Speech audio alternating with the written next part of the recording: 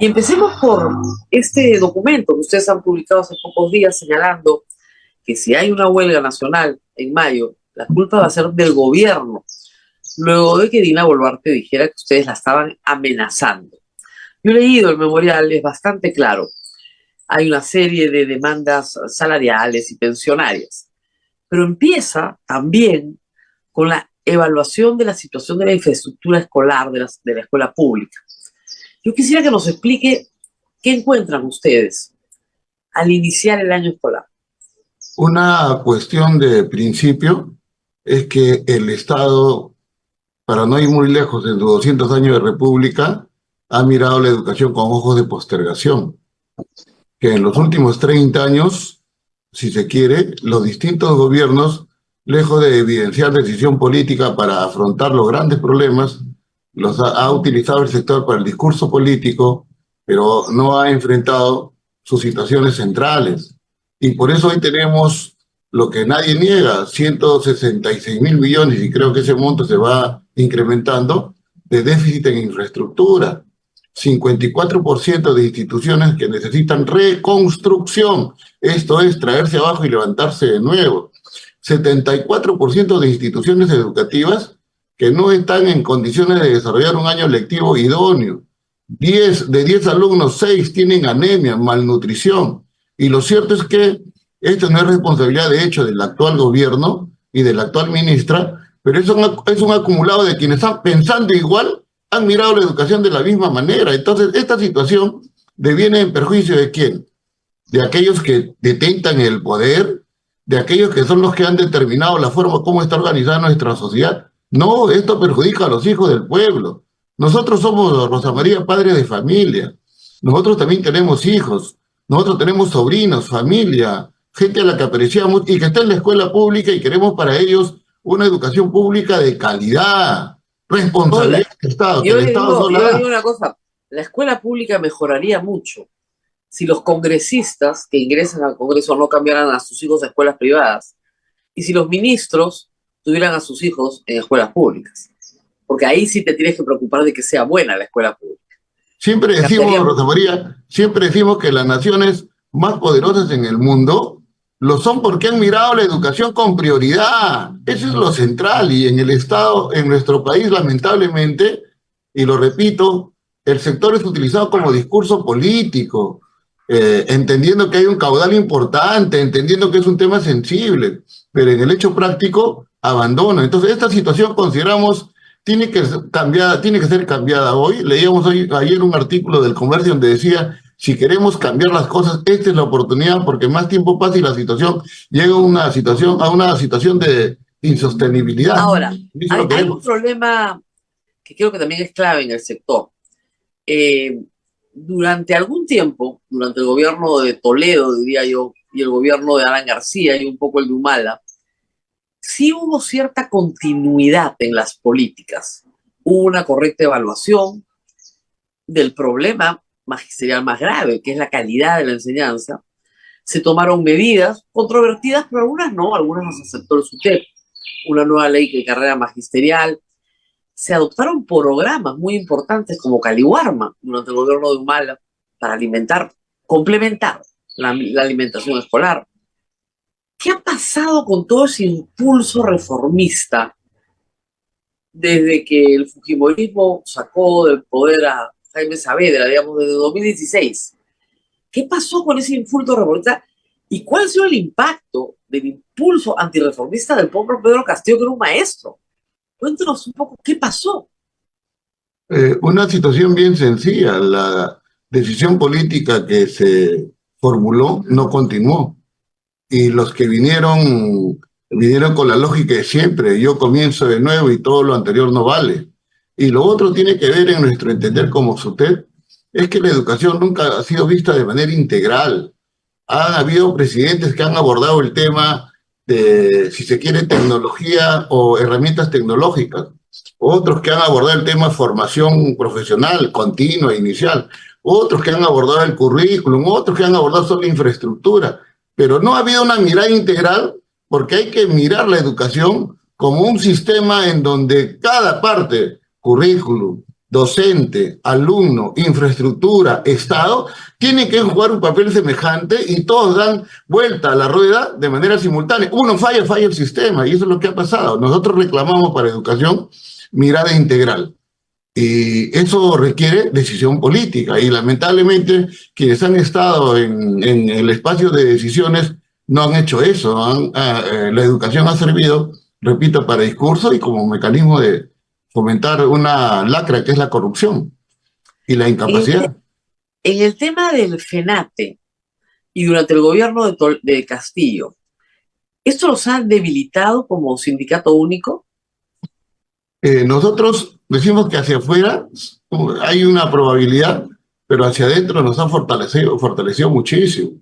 Fue un sector atrasado, violentista, que rehuía la evaluación, que rehuía el debate, etcétera, que vivía de la mentira y la división, y que llegando a ser gobierno, lo primero que hicieron fue copar el Ministerio de Educación, copar las prefecturas del país, internarse en el aparato del Estado, y lo único que demostraron fueron corrupción, incapacidad, mediocridad.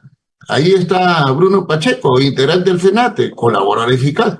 Edgar Tello, que está ahorita en el Congreso, mochasueldo, internado en un proceso de tráfico de influencias. Katy Ugarte, mochasueldo. Lucinda Vázquez vendiendo la prueba de nombramiento de los maestros. El señor Alex Paredes ha sido nombrado con documentos falsificados y no estamos inventando.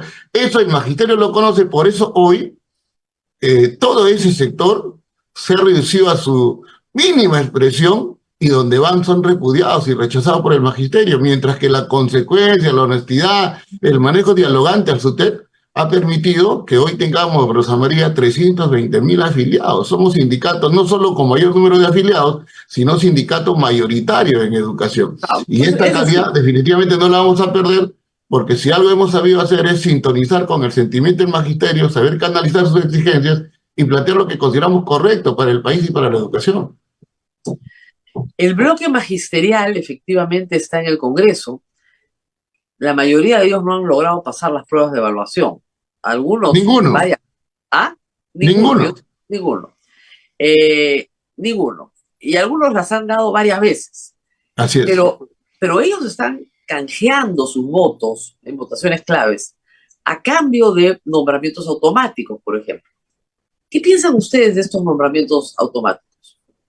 Mira, en general, los que están en el Congreso, salvo excepciones, a quienes hay que reconocer y nos sacamos del sombrero, están desesperados por mantenerse hasta el 2026. Y no tienen reparos en negociar prebendas, en desarrollar manejos a efecto de enriquecer o asegurar situaciones de grupo. No les interesa, en el caso concreto de los señores del bloque magisterial de educación, ¿cuándo los hemos visto discutiendo en el Congreso mayor presupuesto para educación?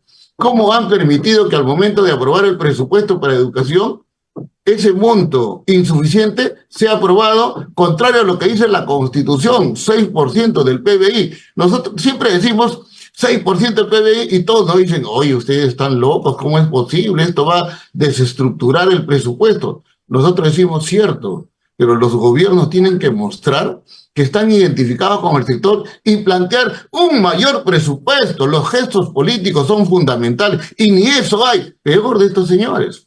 Y ni hablar de la remuneración de los trabajadores, sobre la cual ellos no dicen nada y están planteando estafas, engaños, situaciones que aparentemente son positivas, pero que a la larga son perjudiciales para los maestros. Por ejemplo, esta propuesta de nombramiento automático es una locura, porque ¿qué plantea? Que los que están trabajando en plazas vacantes sean nombrados y las plazas eventuales, hay compañeros que tienen condiciones, requisitos que superan a los que están trabajando en plazas orgánicas, que se quedarían en el aire, son torpes. En el tema de justamente el presupuesto, y ustedes lo plantean en su memorial, y es una aspiración, está en 3.4 del PBI en este momento, la asignación del presupuesto público. Si se incrementara a 4%, ¿eso podría satisfacer en algo los reclamos del sindicato? Nosotros creemos que un aspecto central en la educación es el tema de la infraestructura y el tema de la alimentación. Si hay mayor presupuesto para educación y esto se destina para enfrentar estos temas, nosotros nos sentaríamos a la mesa muy contentos y veríamos mecanismos de solución de nuestros problemas. Por supuesto, también veríamos situaciones reivindicativas, pero estos temas son centrales. Por eso, Rosa María, es que nosotros conversamos con organizaciones sindicales, sociales, populares, padres de familia y todo. Dicen, por primera vez vemos un sindicato que está planteando temas de la educación y del país antes que temas reivindicativos. Pero Claro, esa es la prioridad. Y el sindicato, como te decía, el SUTET ha sabido sintonizar con el sentimiento de la población y ese es un tema trascendente, sustantivo que hay que atender. por supuesto. Y además me parece que ha habido un viraje muy importante en la conducción de SUTEP. Su comunicado yo se lo firmo. Todos queremos que los chicos salgan del colegio con los aprendizajes logrados.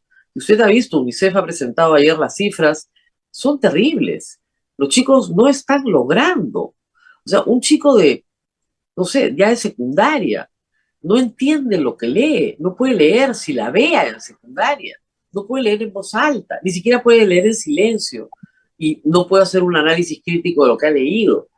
Entonces estamos condenando a millones de chicos a un analfabetismo funcional. O sea, sí se le enseñó a leer y a escribir, pero no entiende nada de lo que lee. ¿Y por qué pasa esto? Al margen de todo el contexto, alimentación, anemia, todo el contexto. ¿Qué está pasando con el maestro? Eso es lo importante.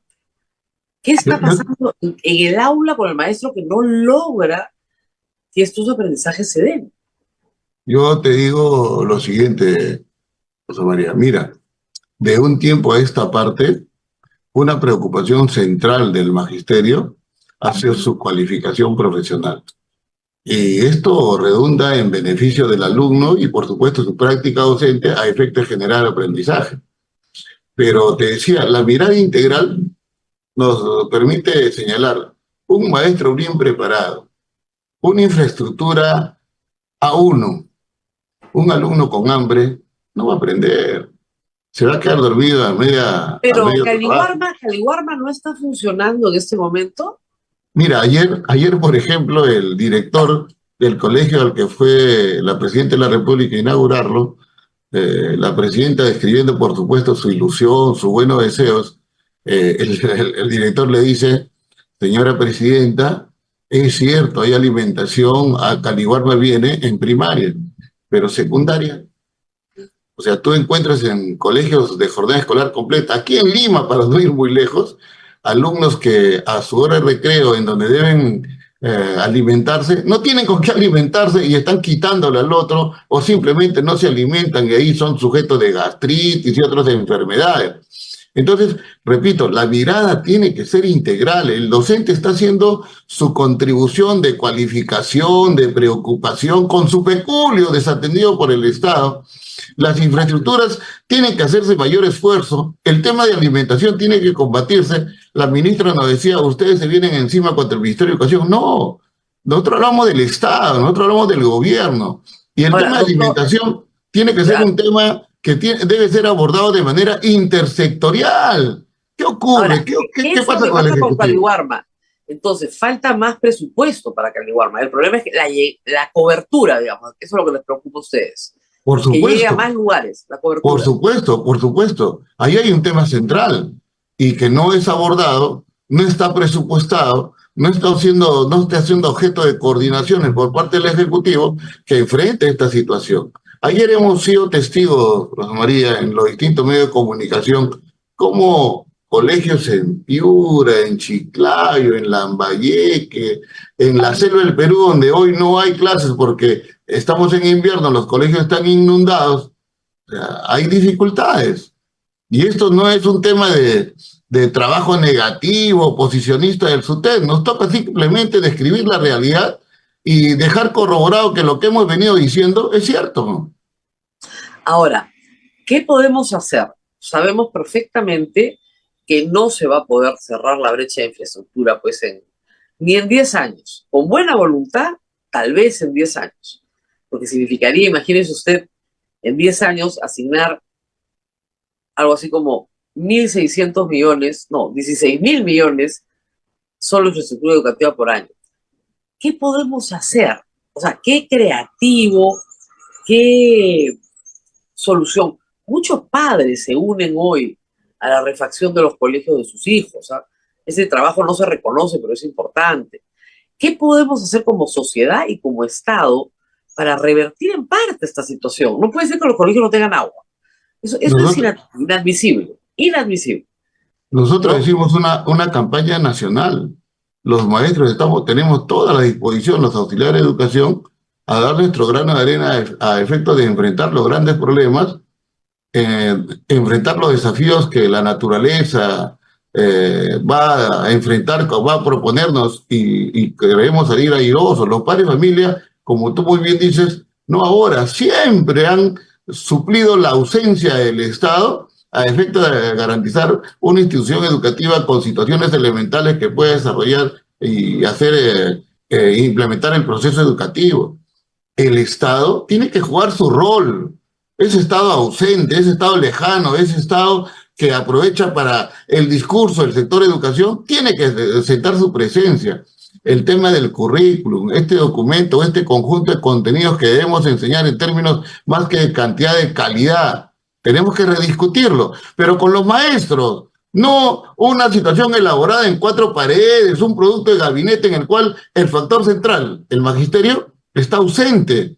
Una campaña nacional en donde el Estado encabece, esté a la vanguardia, con decisión política, Rosa María, con decisión Ahora, política. ¿qué pasa con los directores?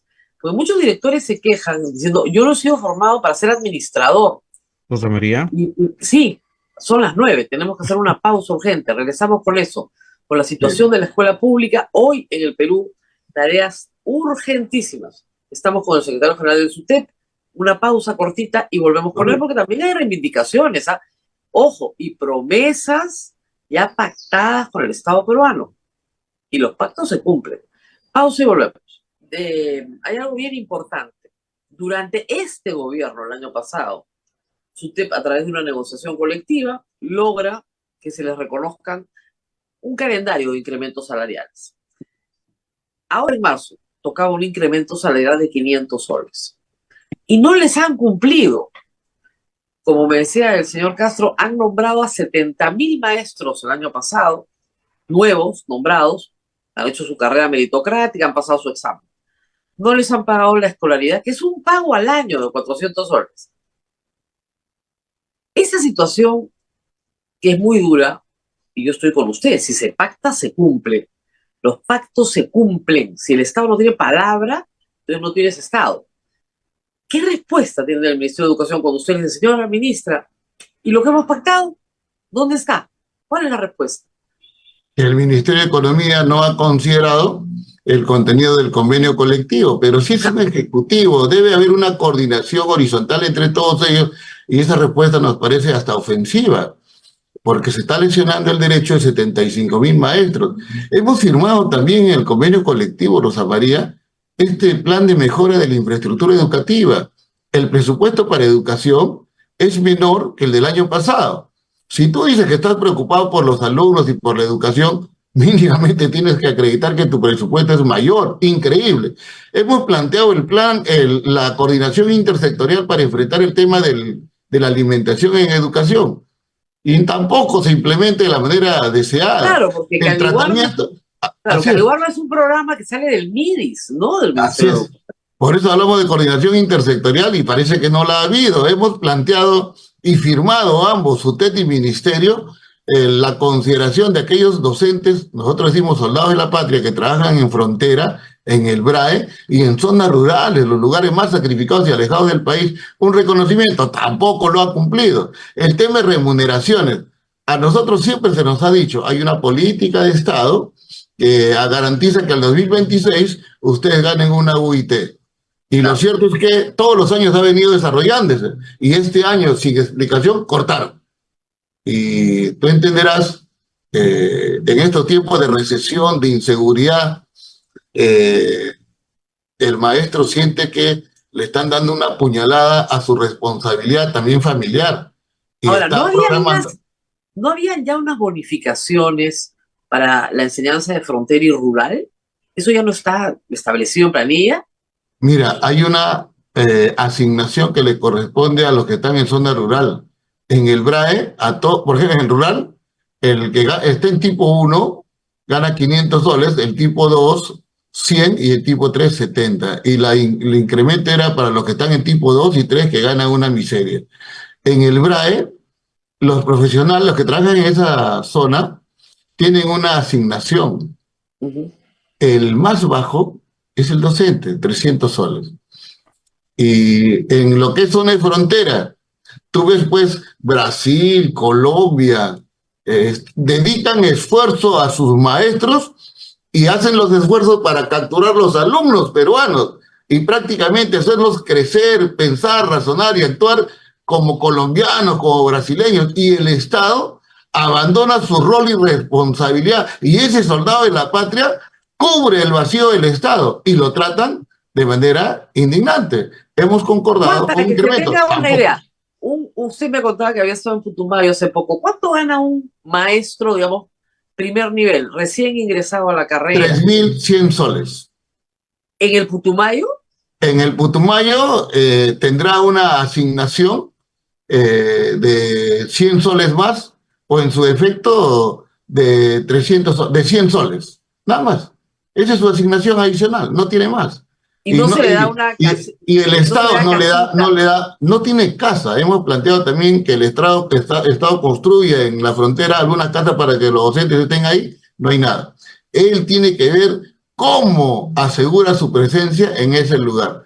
Entonces, definitivamente es una labor sacrificada y el Hay Estado algunas, tiene que saber compensar esa situación. claro, hay que decir algo que en algunos lugares, sobre todo en los Andes peruanos, la comunidad construye una casita al lado de la escuela para Claro, que viva el es profesor. el cariño del pueblo que sí llega, Sí, sí cubre la ausencia del Estado, pero pero es igualmente la esa labor, comunidad. así la comunidad suple la presencia del Estado y eso indica irresponsabilidad que nosotros hoy exigimos se asuma de manera entera. El tema de remuneraciones, te decía, no está programado ni un solo sol este año. Entonces, Pero si había un 400 pacto, pero si había un está pacto. firmado, está firmado. Lo ha suscrito el gobierno, pero no lo quiere cumplir, diciendo que en economía no se da el visto bueno, no se accede. Bueno, entonces Entonces, ustedes una no pueden, cosa, ustedes nunca más negocian un pliego con el ministerio, tienen que negociarlo con el la, ministro de Economía. la lección es, Rosa María, de parte del Estado, el Estado no dice, yo no quiero armonía, yo quiero conflicto. Entonces, Claro. por eso es que los trabajadores decimos, esto es una burla, esto es un desentendimiento del Estado con su firme y compromiso. ¿Qué hacemos? Entonces, las decisiones y acciones que el sindicato asume no son decisión de sus dirigentes, son decisión de los delegados del país y estamos convocando el 5 y 6 de abril a una Asamblea Nacional de Delegados para ahí discutir y debatir todos y tomar una Mira, decisión yo y les digo la una cosa, probabilidad. tienen toda la razón, porque o sea, a mí, yo ya me dijeron que en marzo del 2024 me van a subir 500 soles y no me suben los 500 soles, yo me voy a la huelga de todas maneras. Y la probabilidad muy fuerte es justamente que las bases del país definan una huelga nacional indefinida. Y nosotros como dirigentes tendremos que implementar esta decisión que los maestros del país proponen. Sin embargo, reiteramos nuestra voluntad dialogante, ¿no? Claro. No queremos conflicto, no queremos que esto genere una convulsión, entendiendo que este es un gobierno frágil, un gobierno que está confrontando con un malestar nacional. Mira cómo está la encuesta del Poder Legislativo, 91% de rechazo, y creo que es más. Para Dina o el Ejecutivo, 86% de rechazo, un 67% que te dice está contra el modelo económico, un creo 79% que dice que se gobierna para los menos y se desatiende a los más. Entonces, estas condiciones generan un malestar latente en el país. Entonces, no queremos convulsión, queremos diálogo. La pelota está en la cancha del gobierno. Así es. Teníamos preguntas del público, Abel, en los minutos finales. Así es, Rosa María, vamos a ver algunas preguntas del público. Dice, los directores, ¿es cierto que los directores devuelven el 50% del presupuesto y lo demás lo piden le piden a los padres, ¿por qué devuelven el dinero? Bueno, los directores no manejan recursos del Estado, salvo que sean los generados o salvo aquellos que traslade el Estado para efectos, por ejemplo, de mantenimiento preventivo. Exacto. Y todo uso de dinero tiene que ser debidamente informado. Y se entiende que si yo, director, digo necesito dinero para el mantenimiento preventivo en mi colegio, voy a plantear tales temas, tales atenciones con tanto costo, y eso me lo tienen que dar y yo tengo simplemente que justificarlo. Pero ¿qué pasa? Le voy a decir, señor, usted lo debe saber. Muchos directores te dicen, vine a la Contraloría y yo no soy administrador. Entonces me piden tres ¿Cierto? proformas y acá no hay tres proveedores. Yo estoy en una zona rural donde no hay tres proveedores. Yo necesito un peque para traerme 4 bolsas de cemento y Claro. el de peque no me va a dar recibo. O sea, ¿qué le pasa a la Contraloría? Y te lo dicen sobre todo en zona rural, zona amazónica, que es muy difícil. No hay ni tres proveedores, no hay proforma. Vas, compras con la plata que tienes y los papás te ayudan a, a- a dar una mano de pintura. Entonces, Lo, lo de- eso no se adapta a la necesidad local. Lo que tú describes es absolutamente real y lo que corresponde es que los funcionarios a quienes les toca eh, controlar los gastos tienen que ubicarse en la realidad. Eso es central. Lamentablemente no se hace, ¿no? Lamentablemente no se hace. Es por eso que a veces los directores devuelven plata, no por mala fe, sino dicen, mira, yo mejor prefiero no tocar esta No, mal plata calidad. porque después me meten preso. Cierto, cierto. Entonces, lo que tenga factura es lo que puedo sustentar, lo que no tenga, y le pido a los papás. Ya está, pues, ¿qué vamos a hacer? El sistema administrativo no está pensado para la realidad nacional y para la realidad de los directores, que son los líderes de cualquier proyecto educativo. ¿Qué más, Abel, tenemos? También preguntan por los auxiliares, que en Sí, muchos casos los auxiliares por aula de inicial y de primaria los tienen que financiar, los sueldos tienen que ser cubiertos por los papás. ¿Cómo es posible esto? Ahí ocurre, Rosa María, amigo, lo siguiente, ¿no? Eh, Se necesita un número de personal en los colegios del país, las instituciones educativas. Por decir un número, para hacerlo didáctico, se necesitan 100 auxiliares de educación en el país. El Estado solo garantiza 70. ¿Y quién cubre esos 30 restantes? Los padres de familia que tienen que contratar para asegurar una atención debida para sus menores hijos. Es el padre de familia el que suple la ineficacia, el abandono y ausencia del Estado. Eso ocurre también con docentes, eso ocurre con trabajadores administrativos. Es el padre de familia para garantizar o aproximarse a la calidad de educación que espera para sus hijos, el que aporte, el que contribuye, cuando esto es una obligación del Estado. Por eso nosotros decimos, como SUTEP, queremos una educación pública, gratuita, universal y de calidad, no por mendicidad, sino porque es obligación del Estado asegurarla. ahora, ustedes también en su memorial había una reivindicación para los auxiliares, ¿verdad? Están Sí, pidiendo un mira, incremento. mira la ilegalidad, Rosa María. El Congreso de la República ha aprobado mediante insistencia una ley que dignifica al auxiliar de educación y aprueba que ellos ganen el 85% de la remuneración íntegra del docente. Si el Perfecto. docente gana 3.100, el 85% es del monto del auxiliar. La ley ha salido hace 4 meses y no se le paga, porque el ministro de Economía ha dicho, no tengo plata. Entonces, hoy se está tramitando un crédito suplementario para cumplir con este derecho de los trabajadores. Exigimos por tu medio, que es muy sintonizado, a la ministra de Educación, al ministro de Economía, que es el que siempre le pone trabas a todo aquello que significa reconocimiento de derechos de los trabajadores, que esta atención se concrete lo más pronto posible. Y este es un tema que está como parte de la plataforma de la huelga nacional, porque entenderás, es un derecho natural que hay que Ahora, exigirle, ¿no? ¿cuánto ganaban antes estos auxiliares de educación? Mira, en un momento determinado, Rosa María, ganaban 1.400 soles.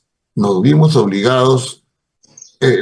Hay algo que ha generado la atención y el respaldo de los padres de familia, es que el año pasado hemos desarrollado medidas de lucha, ante el año pasado también, en donde no afectábamos la labor escolar. Claro.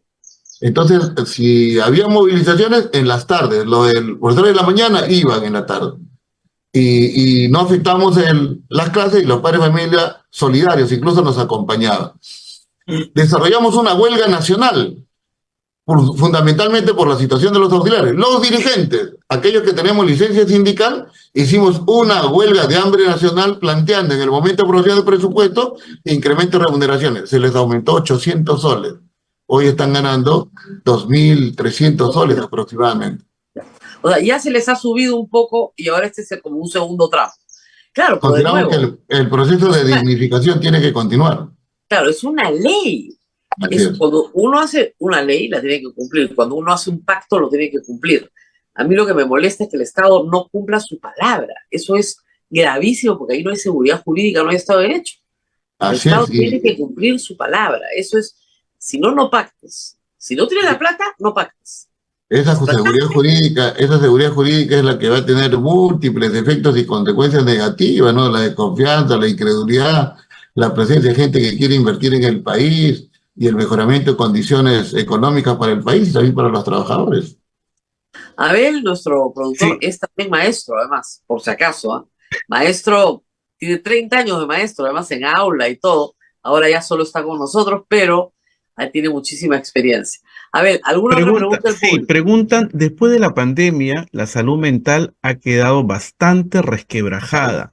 ¿Se ha considerado o ha aumentado el número de psicólogos en los colegios de todo el Perú? Mira, este es un problema sensible. Han quedado afectados los docentes, han También. quedado afectados los padres de familia y por supuesto los alumnos.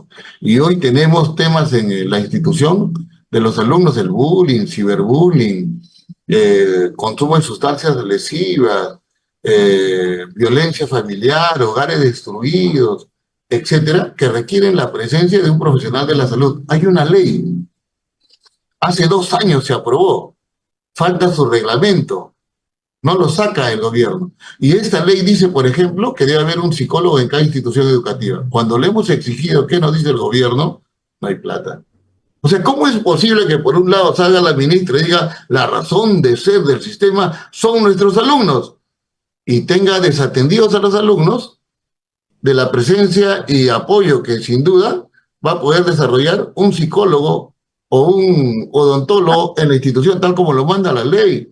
Entonces, este sí es un motivo que está en nuestra plataforma de la huelga también, Rosa María, exigiendo al gobierno la presencia de un profesional de la salud en cada institución educativa. Y nosotros incluso decimos, ya, cierto, presupuesto, no lo hagas en cada institución, pero hazlo pues por redes, demuestra, da gestos de que realmente este tema te preocupa y lo estás atendiendo, cosa que ni siquiera es el gobierno. Y es un tema bastante complicado hasta hoy. Además, eh, hay mucho diagnóstico hoy día de chicos que no pueden concentrarse, que han perdido la habilidad para concentrarse Así en es. clase. Situaciones bastante complejas en algunos casos. Y ahí están. Y esto es producto de haber estado 2 años encerrados. Los aprendizajes también han caído. Eso es algo trágico. No puede ser que el 50% de los niños del Perú en secundaria no puedan entender lo que leen. Eso es muy grave. Eso es muy grave. Y no veo una cruzada de lectura, no veo que se esté promoviendo el plan lector, que se les den estrategia a los padres para hacer refuerzo en casa. O sea, no hay la real preocupación por sacar a todos nuestros niños de una situación de analfabetismo funcional, que es lo que a mí más me preocupa, Claro. que no entiendan lo que leen. El chico que no entiende lo que lee, no tiene ninguna posibilidad de educación superior. Está condenado a no tener educación superior. Entonces, ¿qué se puede hacer?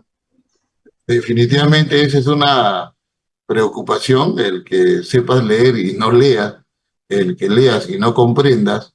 Y yo creo que es parte de esa mirada integral que te decíamos, Rosa María, de parte del Estado, que involucra a todos los actores y que todos estos actores desarrollen sus responsabilidades de tal manera que logremos superar todos estos males, ¿no? Así es. Bueno, muy bien. Muchísimas gracias por haber estado con nosotros. Ha sido el secretario general del Sindicato Único de Trabajadores de la Educación Peruana, SUTEP, el señor Lucio Castro, que como yo le decía, yo creo que todo lo que están pidiendo es absolutamente razonable. La presidenta de la República no puede salir a ofrecer inglés para niños de 3 años cuando no les ha puesto agua. O sea, primero va el agua, el desagüe, el water, la electricidad, ¿no? Tu carpetita. Después les enseñas inglés, yo feliz que les enseñen inglés. Pero primero lo básico. Y los pactos, ¿no? Si tú has pactado. Definitivamente, nosotros, Rosa María, nos ratificamos en exigirle al Estado, al gobierno, la mirada de prioridad por la educación, que es el comportamiento ausente y que hoy es obligatorio asumir. Y los trabajadores de la educación, el SUTEP, en ese sentido, no va a retroceder y va a exigir o vamos a batallar para que el Estado voltee la mirada y la educación sea observada como corresponde.